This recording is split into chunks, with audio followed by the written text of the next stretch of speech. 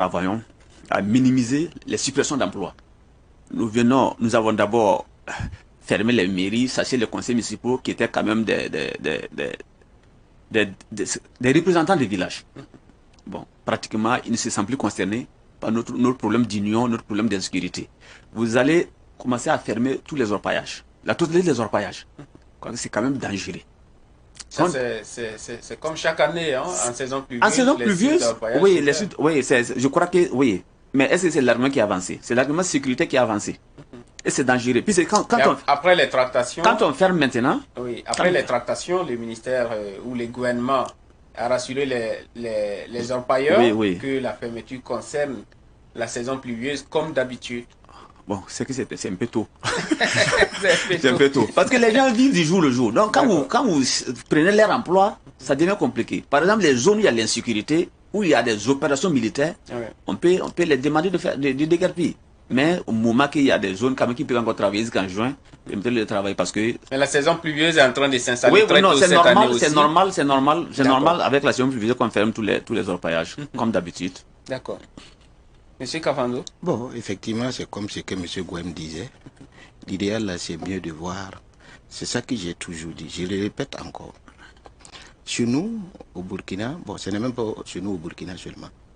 Tout le monde compte sur Dieu et compte sur l'administration de l'État. Il a des soucis. Les soucis sont clairs. Maintenant, c'est à nous maintenant comment on peut faire pour relancer notre économie. Moi, je ne vais pas vous dire, chez moi-même en 2019, à côté, ou peut-être en 2020 à côté, c'est que moi aussi j'ai fait dans mon entreprise. Voilà. Mais l'idée là, il faut d'abord qu'on essaie de regarder nous-mêmes, M. Gouem, avec la solution qu'il a. Peut-être qu'il peut avoir, pour parler, il peut mieux parler, il y a d'autres qui peuvent mieux réfléchir, il y a d'autres qui ont la poche. Ensemble, qu'est-ce qu'on peut faire pour relancer notre économie? C'est ça que j'ai dit. Avec ça maintenant, on va voir qu'est-ce que l'administration de l'État fait pour nous.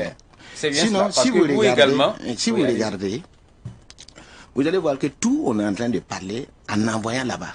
Mais on ne trouve pas de solutions. Je ne sais pas si je me crois comprendre. Ça veut dire qu'il faut que les entrepreneurs se retrouvent entre eux, comme vous l'avez fait la semaine dernière, ça veut dire, pour proposer des solutions à mettre sur la table de l'administration publique. Merci. Vous l'avez fait la semaine dernière, vous avez proposé des solutions, vous avez tout de suite parlé de cette centrale d'achat qui est une nécessité selon vous, ce centre d'affaires également qui pourrait aider les commerçants ou les entrepreneurs qui sont au niveau provincial, notamment dans les zones en insécurité. Maintenant, qu'est-ce que vous attendez de l'État? Je termine d'abord ce que je parlais là.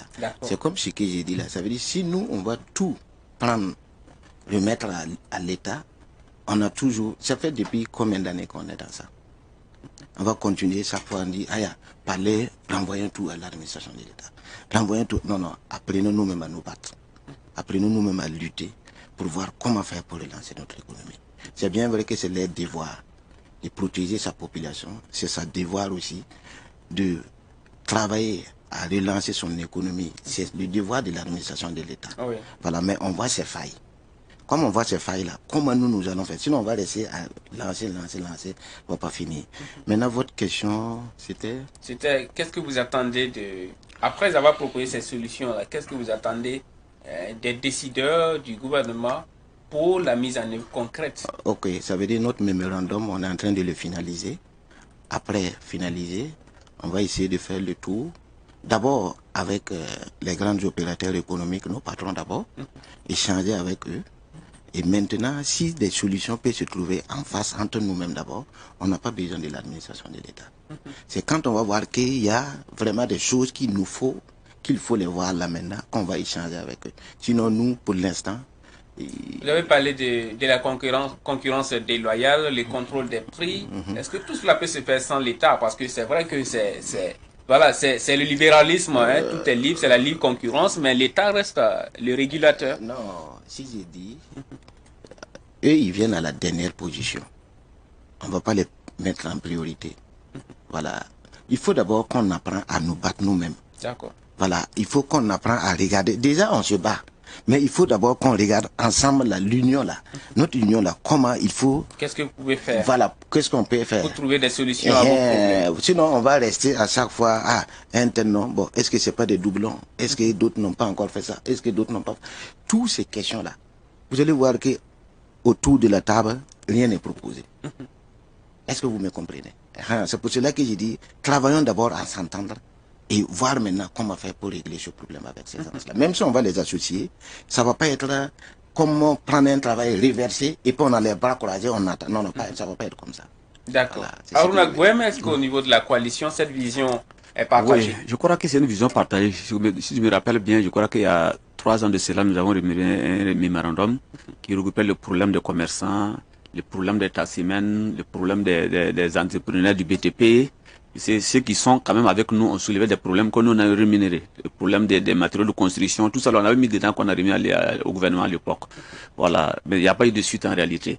Et il n'y a pas eu de suite. Je crois que ces propositions sont quand même pertinentes. Quelles étaient ces propositions?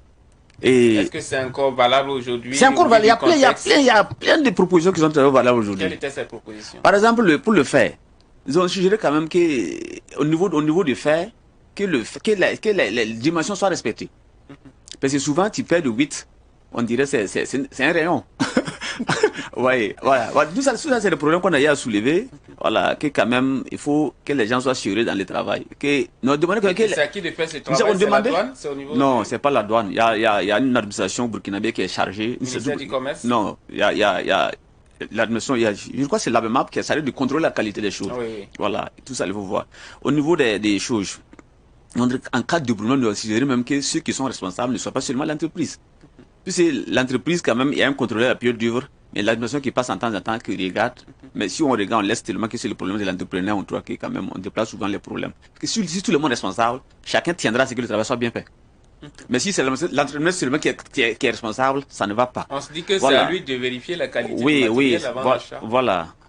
Bon, est-ce qu'il a des matériaux pour contrôler la qualité? C'est ça le problème aussi. Pour compléter, M. Gouem, oui? Je pense que les entrepreneurs ne fabriquent pas de fer. Ils n'en fabriquent pas. Hein?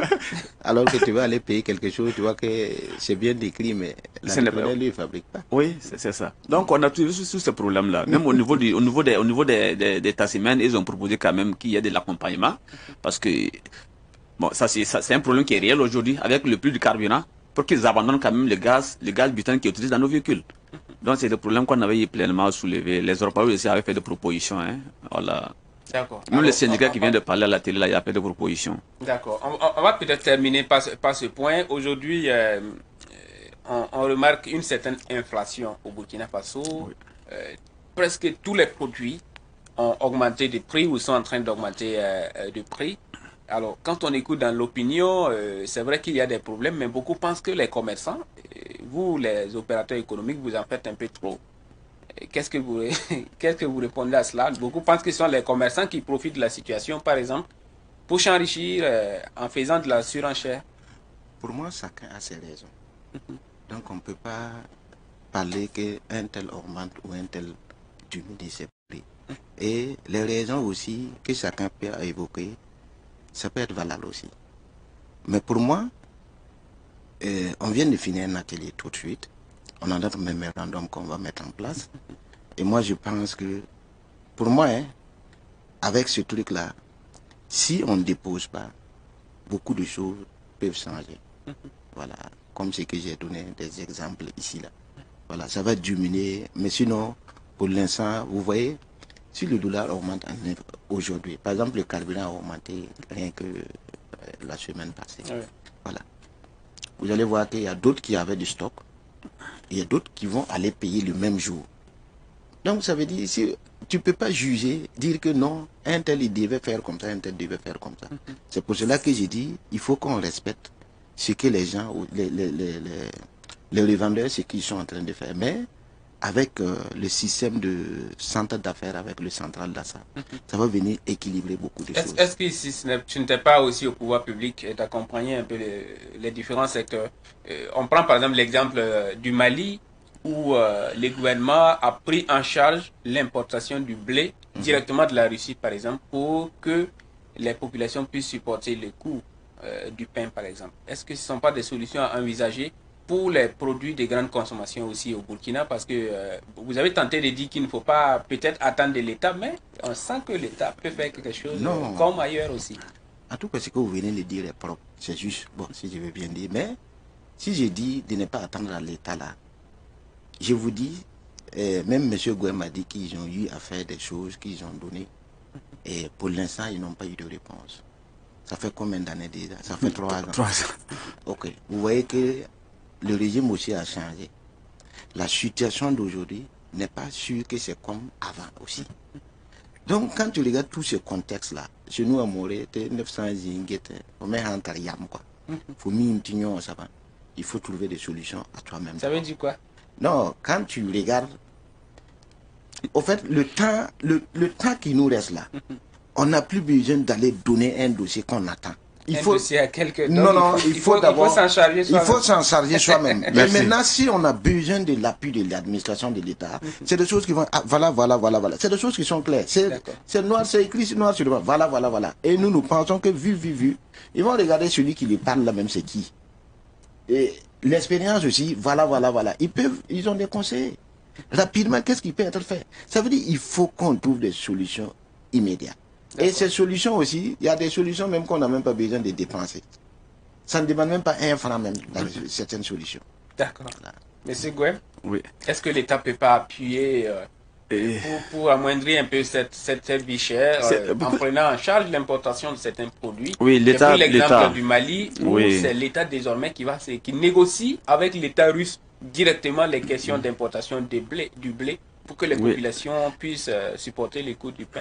Bon, c'est une bonne chose, mais est-ce que c'est parce que ce que M. Cavano vient de dire, c'est très difficile que nous demandons à notre État de payer le blé au Mali pour nous. Parce que, pas au Mali, mais... en Russie pour nous. Moi, je me dis que la meilleure solution, l'idéal et la solution la plus facile, c'est la subvention au niveau de la douane. Ça facilite quand même. Sinon, si l'État devient un concurrent des commerçants, ça devient compliqué. Puisque l'État arrêté, il va payer à mener sans cesser de bénéfices. Ah oui. Voilà. Et ceux qui sont dans ce domaine-là, ils font quoi maintenant? Il y a des gens qui sont dans ce domaine de commerce de la farine de blé. Je crois que quand même... une situation de crise. On cherche à soulager le plus grand nombre. Mais je crois que est-ce qu'il subventionne? Je crois que s'il subventionne, ça aide tout le monde. Le commerçant continue à faire son commerce et le prix de revient aussi est moins cher aux consommateurs. En tout cas, je crois que la solution actuelle qui est envisagée après les discussions avec les boulangers, par exemple, je crois que c'est un peu cela puisqu'on parle d'allègement fiscal pour pouvoir soulager les boulangers. Donc ça s'apparente un peu à ce que... mais je crois que ça ne se limite pas à la farine de blé parce qu'il y a tellement de produits de grande consommation qui ont augmenté de prix. L'huile alimentaire, il y a besoin de subvention, même la pâte alimentaire. Et tout ça, des produits quand même qu'il faut subventionner pour que les gens puissent s'en procurer un peu moins cher. Et ça va à long terme. Je crois que d'ici la saison des récoltes, il faut trouver quand même un mécanisme qu'il n'y a pas aussi de spéculation des produits que nous avons récoltés. Parce qu'il suffit que des gens investissent des milliards sur le terrain et puis tout disparaît. Ils attendent le mois de juillet, de août pour faire sortir à des prix aux hôpitaux. Ça aussi, c'est la spéculation, c'est un commerce qu'il faut interdire. Par rapport à ce que vous avez dit, que les commerçants font du surenchère, si j'ai bien compris, je crois que c'est... En tout cas, on entend cette plainte. C'est des plaintes qui sont justifiées par rapport au prix, mais ce n'est pas par rapport au fait. Les prix augmentés, ça c'est naturel. Maintenant, si le dollar devient cher, pour les produits importés, le commerçant il est obligé d'augmenter. Et quand il y a un changement par rapport à ce qu'on déclenche au niveau de la douane, on ne dit pas augmenter, mais un changement au niveau de ce qu'on déclenche au niveau de la douane, il faut quand même augmenter. Voyez. Donc tout ça là, c'est quelque chose. Sinon, quand même, un commerçant aujourd'hui, la concurrence est tellement rude qu'il peut te permettre de vendre cher. Sauf dans des cas spécifiques où le produit même manque. Souvent, quelqu'un peut avoir la chance de venir amener un produit le produit n'est même pas sur le terrain. C'est peut-être dans ces cas que quelqu'un peut essayer de vendre, de chercher un peu de bénéfice. Voilà. Sinon, la concurrence est tellement rude que tu ne peux pas oser à faire de la surenchérie. Alors, le gouvernement a annoncé la mise en place d'une cellule qui doit réfléchir à tout cela, à trouver des solutions donc à cette vie chère. On attendra de voir d'ici les semaines qui viennent ce qui nous sera proposé. On imagine également que cela pourra soulager les acteurs économiques que vous êtes. Merci à vous, Boubacar Kafando, d'avoir pris part à cette émission. Je rappelle que vous êtes le président de l'UDEP, l'Union des entrepreneurs du Burkina. Merci pour votre disponibilité. Merci également à Aruna Guem, opérateur économique, porte-parole de la coalition des acteurs économiques pour un commerce équitable. Merci, monsieur. On s'arrête ici pour ça fait débat. C'est aussi la fin pour 7 jours dans la savane. Merci à vous de nous avoir suivis. Merci à l'équipe technique. On se dit à dimanche prochain pour un nouveau numéro de 7 jours dans la savane. En attendant, portez-vous bien.